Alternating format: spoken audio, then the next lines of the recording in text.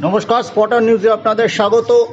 এই মুহূর্তে কলকাতা হকি লিগের দৃষ্টিকোণ থেকে সবচেয়ে বড় খবর হলো আগামী রবিবার কলকাতা প্রিমিয়ার লিগের ফাইনালে মুখোমুখি হতে চলেছে মোহনবাগান এবং ইস্টবেঙ্গল।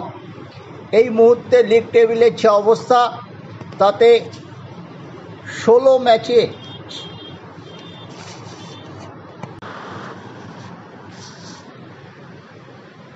नमस्कार स्पॉटर न्यूज़े आपनादेर स्वागत। এই মুহূর্তে ঘরোয়া হকি লিগের সবচেয়ে বড় খবর হলো আগামী রবিবার 3:30টায় ডুমুরজলা স্পোর্টস কমপ্লেক্সে, যার পোশাকি নাম সবুজ সাথী স্টেডিয়াম, কলকাতা প্রিমিয়ার হকি লিগের ফাইনালে মুখোমুখি হতে চলেছে মোহনবাগান এবং ইস্টবেঙ্গল। মোহনবাগান এই মুহূর্তে লিগ টেবিলের 1 নম্বরে আছে, তাদের পয়েন্ট 6 ম্যাচে 16। সমসংখ্যক ম্যাচে ইস্টবেঙ্গল 6 ম্যাচে 13 পয়েন্ট পেয়েছে। লিগের প্রথম দুটি দল ফাইনালে মুখোমুখি হবে এমনটাই নিয়ম। এই প্রথম অ্যাস্ট্রোটার্ফে হকি খেলা হচ্ছে কলকাতায়। দীর্ঘ 40 বছরের চাহিদা পূরণ করতে সমর্থ হয়েছে হকি বেঙ্গল।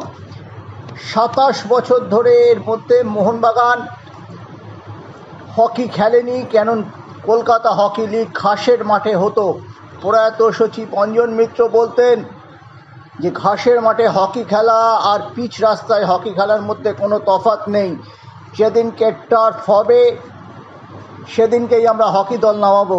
গত 2 বছর ধরে এই ডুমুরজলা স্পোর্টস কমপ্লেক্সে টার্ফের কাজ চলছিল। তারপরেই গত 23 সালে মোহনবাগান হকি লিগে ফিরে চ্যাম্পিয়ন হয়েছে। 24-এর তারা রানার্স, চ্যাম্পিয়ন হয়েছিল ইস্টবেঙ্গল। এবার সেই ইস্টবেঙ্গল এবং মোহনবাগানের মধ্যেই মুখোমুখি হতে চলেছে hockey league.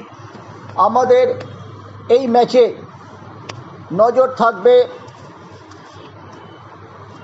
Abraham, Karthi selva, বীর বাহাদুর প্রমুখ তারকাদের মধ্যে।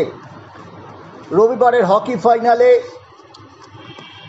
অন্তত 8 জন আন্তর্জাতিক স্তরের খেলোয়াড় অংশ নেবেন। সব মিলিয়ে হকি লিগ ফাইনাল নিয়ে আস্তে আস্তে পারদ চড়ছে। শনিবার একটা মেগা ইভেন্ট আছে কলকাতা শহরে। আমরা সকলেই জানি IPL-এর উদ্বোধন, কিন্তু তারপরেই ফোকাসটা শিফট হয়ে যাবে এই হকি ফাইনালে। এ কথা বলার অপেক্ষা রাখে না। মোহনবাগান ইস্টবেঙ্গল যেখানে মুখোমুখি সেখানে উত্তেজনা থাকবেই। উল্লেখ্য, এই হকির মেগা ম্যাচটি হকি বেঙ্গলের ইউটিউবে সরাসরি সম্প্রচার করা হবে।